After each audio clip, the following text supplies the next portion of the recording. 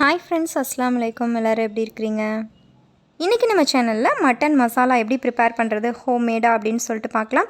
இதில் சேர்த்துருக்கக்கூடிய எல்லா இன்க்ரீடியன்ட்ஸுமே ஈஸியாக அவைலபிளாக இருக்கக்கூடியது தான். ஸோ இதே போல் மெஷர்மெண்ட்ஸில் நீங்கள் வந்து மட்டன் மசாலா ப்ரிப்பேர் பண்ணி பாருங்கள்.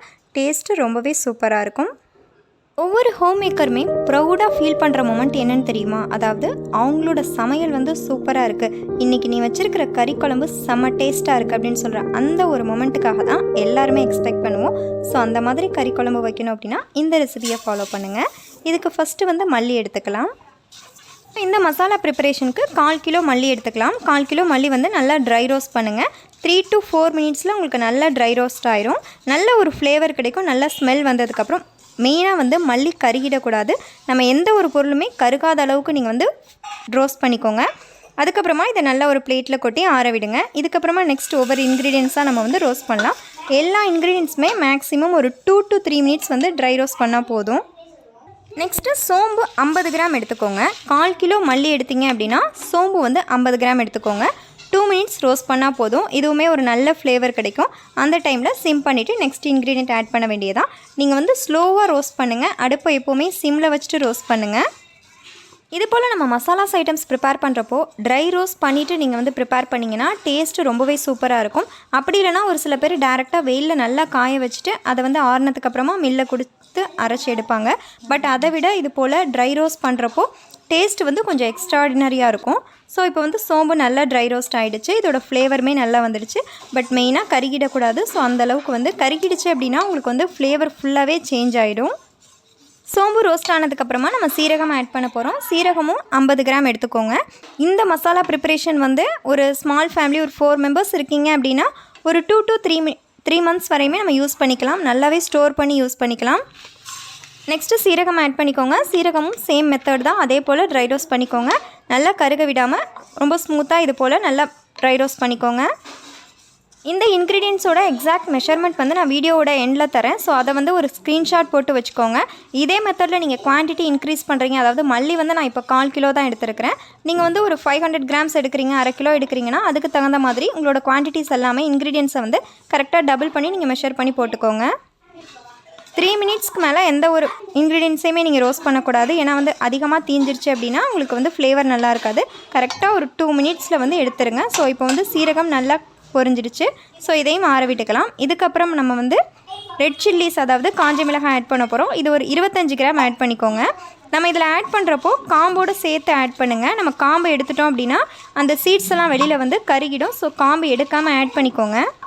இப்போ 3 இன்க்ரீடியன்ட் நம்ம ஆல்ரெடி வந்து ஃப்ரை பண்ணியிருக்கிறதுனால நமக்கு பேன் நல்லாவே ஹீட்டாக இருக்கும். ஸோ சீக்கிரமாகவே அடுத்தடுத்த இன்க்ரீடியன்ட் வந்து உங்களுக்கு சீக்கிரமாக ட்ரை ரோஸ்ட் ஆயிரும். ஸோ இப்போ மிளகாய் போட்டதுமே ஒரு 1 to 2 மினிட்ஸில் உங்களுக்கு ரெடி ஆகிடும். மிளகாயை எடுத்து வச்சுருங்க. மிளகாய் ரோஸ்ட் பண்ணதுக்கப்புறமா அதில் உள்ள காம்பை வந்து ஃபைனலாக பிச்சு எடுத்துடலாம். ஸோ காம்பு போட்டு நம்ம அரைக்க தேவையில்லை.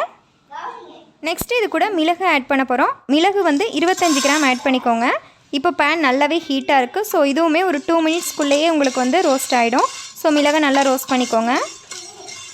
நாம் என்ன தான் பாக்கெட் மசாலாஸ் வாங்கி யூஸ் பண்ணாலும் அது நமக்கு ரொம்ப கம்ஃபர்டபுளாக தெரிஞ்சாலும் இது போல் வீட்டிலையே ரொம்ப ஹைஜீனிக் மெத்தடில் ப்ரிப்பேர் பண்ணி சாப்பிட்ற அந்த மசாலாஸோட ஐட்டம்ஸ் வந்து ரொம்பவே டேஸ்ட்டாக இருக்கும். எல்லாருமே ட்ரை பண்ணி பாருங்கள்.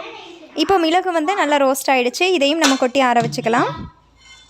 இப்போ ஒரு 50% ஆஃப் இன்க்ரீடியன்ஸ் வந்து நம்ம ரோஸ்ட் பண்ணிட்டோம். இதுக்கிடையில் வந்து நம்ம ஒரு அப்ளிகேஷன் பற்றி பார்த்துடலாம். பை மோட் அப்படின்ற ஷாப்பிங் ஆப். இந்த வீடியோவை நமக்கு ஸ்பான்சர் பண்ணுறவங்க பை மோட் அப்படின்ற ஷாப்பிங் ஆப் தான். ஸோ இந்த ஆப்பில் வந்து நிறைய கிராசரிஸ் ஐட்டம்ஸ் இருக்குது. நம்ம டெய்லி நீட்ஸ் கூடிய ப்ராடக்ட்ஸ் நிறையவே இருக்குது. ஆன்லைன் பர்ச்சேஸ் ப்ரிஃபர் பண்ணுறீங்க அப்படின்னா இந்த app one time go through பண்ணுங்கள். இதோட வீடியோவோட லிங்க், அதாவது இந்த அப்ளிகேஷனோட லிங்க் வந்து டிஸ்கிரிப்ஷனில் கொடுத்துருக்குறேன். வேணுன்றவங்க செக் பண்ணி பாருங்கள். இந்த ஆப்பில் மற்ற ஆப்பில் கிடைக்கக்கூடிய ப்ராடக்ட்ஸோட ரேட்டை கம்பேர் பண்ணுறப்போ ரொம்பவே அஃபோர்டபுளாக இருக்கும். வேணுன்றவங்க கண்டிப்பாக கோ த்ரூ பண்ணுங்கள். இப்போ வாங்க வீடியோ கண்டினியூ பண்ணலாம். இப்போ மெயினாக இந்த மசாலாஸ்க்கு ஃப்ளேவர் கொடுக்கக்கூடிய இன்க்ரீடியன்ஸ் பற்றி பார்த்துடலாம். இதில் ஏலக்காய் எடுத்தீங்க, அதாவது ஃபஸ்ட்டு வந்து பிரியாணி லீஃப் நான் சொல்லிடுறேன். 10 பிரியாணி லீஃப் எடுத்துக்கோங்க. இது போல் நல்லா பிச்சு எடுத்துக்கோங்க. நெக்ஸ்ட்டு ஸ்டார் பூ வந்து 2 எடுத்துக்கோங்க. இதை வந்து நல்லா உடச்சி ஆட் பண்ணிக்கோங்க. ஸோ கிரைண்ட் பண்ணுறதுக்கு ஈஸியாக இருக்கும். நெக்ஸ்ட்டு கல்பாசி வந்து 1 டேபிள் ஸ்பூன் போதும். ஸோ நெக்ஸ்ட்டு பட்டை எடுத்துக்கோங்க. பட்டை வந்து அதே போல் ஒரே 1 டேபிள் ஸ்பூன் போதும். நெக்ஸ்ட்டு கிராம்பு எடுத்துக்கோங்க. கிராம்பு வந்து 15 எடுத்து ஆட் பண்ணிக்கோங்க. கரெக்டாக 15 எடுத்துக்கோங்க. நம்பர்ஸில் நீங்கள் 15 எடுத்து ஆட் பண்ணிக்கோங்க. அதிகமாக சேர்த்திங்கன்னா உங்களுக்கு ஃப்ளேவர் அந்தளவுக்கு நல்லா இருக்காது. நெக்ஸ்ட்டு ஜாதிக்காய் எடுத்துக்கோங்க. ஜாதிக்காய் வந்து எல்லா கிராசரி ஷாப்ஸ்லேயுமே அவைலபிளாக இருக்கும். அதில் வந்து ஒரு சின்ன துண்டு எடுத்துக்கோங்க. நல்லா உடச்சிட்டு சின்ன துண்டாக இது போல் எடுத்துக்கோங்க. அதை நல்லா தட்டி எடுத்துக்கோங்க. நெக்ஸ்ட்டு இது கூட மராத்தி மொக்கு நீங்கள் கிராசரி ஷாப்ஸில் கேட்டிங்கன்னா அதுவுமே அவைலபிளாக இருக்கும். அதில் 2 ஆட் பண்ணிக்கோங்க. பெரிய ஏலக்காய்னு கேட்டு வாங்கிக்கோங்க. அதுலேயுமே 2 சேர்த்து ஆட் பண்ணிக்கோங்க. ஸோ அதெல்லாம் ஆட் பண்ணதுக்கப்புறமா இது போல் ட்ரை ரோஸ்ட் பண்ணிக்கோங்க. இது எல்லா இன்க்ரீடியன்ட்ஸுமே நம்ம ஒன்றா ஆட் பண்ணி ஃப்ரை பண்ணலாம்.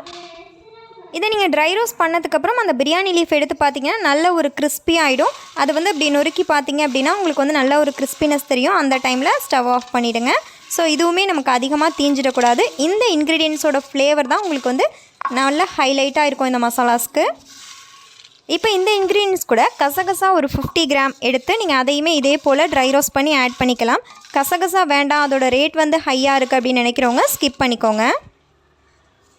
நீங்கள் இந்த மசாலா இருந்தது அப்படின்னா நீங்கள் கரம் மசாலா ஆட் பண்ணுற இடத்துலலாம் இந்த மசாலா நீங்கள் வந்து ஒரு 1/2 டீஸ்பூன் ஆட் பண்ணாலே உங்களுக்கு ஃப்ளேவர் சூப்பராக இருக்கும்.